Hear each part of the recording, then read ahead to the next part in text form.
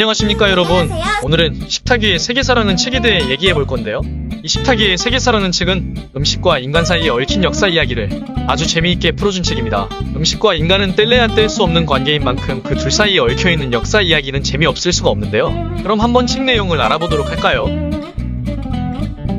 첫 번째 이야기는 감자에 얽힌 이야기입니다. 감자는 영국과 아일랜드 사이의 갈등을 낳았다고 할 수도 있는데요. 그럼 이제 그 이야기를 알아보도록 합시다. 중세 유럽에선 감자는 악마의 과일이라고 불리며 돼지 같은 가축들에게나 주는 작물로 여겨졌는데요. 감자는 프로이센의 황제인 프리드리히 빌헬름에 의해서 지금처럼 사람들이 많이 먹는 작물이 되었습니다. 그래서 프리드리히 황제를 감자 대왕이라고 부르기도 했습니다. 그럼 이제 근세시대의 유럽으로 넘어가 봅시다. 근세시대의 유럽은 제국주의로 물들었었는데요. 그 시절 영국은 많은 식민지를 가지고 있었습니다. 그 중에 하나가 바로 아일랜드인데요. 영국은 아일랜드의 값진 농산물들을 빼앗고 미국에서 도입된 감자를 아일랜드에 나눠줍니다. 그런데 이때 문제가 생깁니다. 바로 아일랜드의 감자 대기근인데요. 엄청난 양의 감자가 마른병이라는 병충해에 걸려서 감자들이 못 먹게 되어버린 것입니다. 이로 인해 아일랜드 사람들은 먹을 게 없어지게 되고 결국 많은 사람이 굶어 죽게 되었죠. 이 감자 대기근이 영국과 아일랜드 사이에 갈등을 낳고 이 갈등이 지금까지도 이어지고 있습니다. 아무리 역사적인 문제가 있었다 하더라도 두 나라가 얼른 화해를 했으면 좋겠네요. 다음 이야기는 빵에 대한 이야기입니다. 여러분들은 빵에 대한 역사라면 무엇이 생각나시나요? 아마 마리 앙투아네트가 빵이 없으면 케이크를 먹으면 되죠 라고 한 일이 많이 생각나실 텐데요.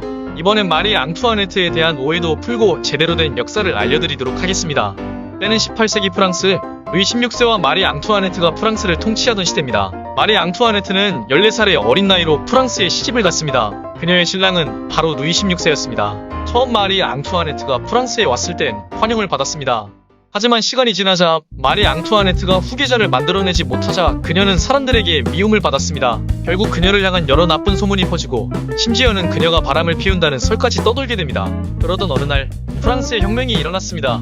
바로 프랑스 혁명입니다. 백성들은 혁명이 성공하자 루이 16세와 마리 앙투아네트를 단두대로 끌고 가고 처형시켰습니다. 하지만 정작 프랑스의 백성들을 힘들게 하고 착취시켰던 사람은 그전 왕이었던 루이 14세였고 혁명이 루이 16세의 통치기간 때 일어난 것뿐입니다. 그것 때문에 현재 많은 사람들은 루이 16세와 마리 앙투아네트를 나쁘게 생각하지만 사실 그 둘은 그닥 나쁜 왕이 아니었다고 하네요.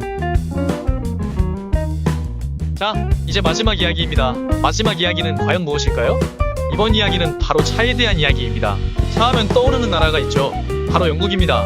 이번 이야기는 바로 차의 나라 영국이 일으킨 아편 전쟁에 대한 이야기입니다. 그럼 이제 시작하도록 하겠습니다. 근대시대 영국은 엄청나게 많은 식민지를 보유하고 있었는데요. 거기에서 멈추지 못했던 영국은 중국도 식민지로 만들고 싶어 했습니다.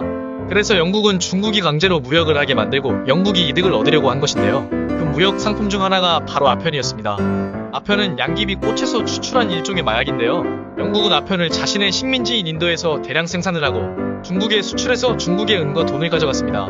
아편은 중국에서 부의 상징처럼 생각되었고 결국은 많은 사람들이 중독되어서 병들고 나약해졌습니다. 이로 인해 중국은 아편 불매 정책을 펼칩니다. 하지만 영국은 아직 성에 안 찼는지 중국이 다시 아편을 수입하게 만들려고 전쟁을 벌이는데요. 이 전쟁이 바로 아편 전쟁입니다. 전쟁의 승자는 영국이 되었고 영국은 중국에게서 엄청난 배상금과 홍콩을 빼앗아갔습니다. 식탁위의 세계사는 이영숙 작가가 2012년에 출간한 책인데요. 이 책은 우리가 몰랐던 역사 이야기 혹은 우리가 잊어서는 안 될 역사 이야기들을 재미있게 쓴 책입니다. 오늘 제가 이야기해 드렸던 내용은 이 책의 일부인데요. 세계사를 좋아하거나 이런 종류의 재미있는 책을 좋아하신다면 한번 읽어보시는 걸 추천드립니다. 지금까지 식탁위의 세계사였습니다. 감사합니다.